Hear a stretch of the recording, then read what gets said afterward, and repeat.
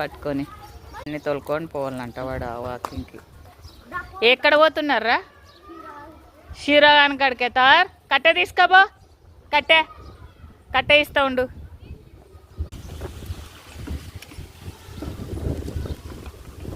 పోండి.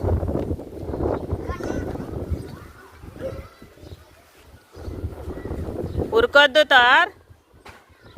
ఎలా పోతున్నాడు చూడు. మళ్ళా తొందర రండి.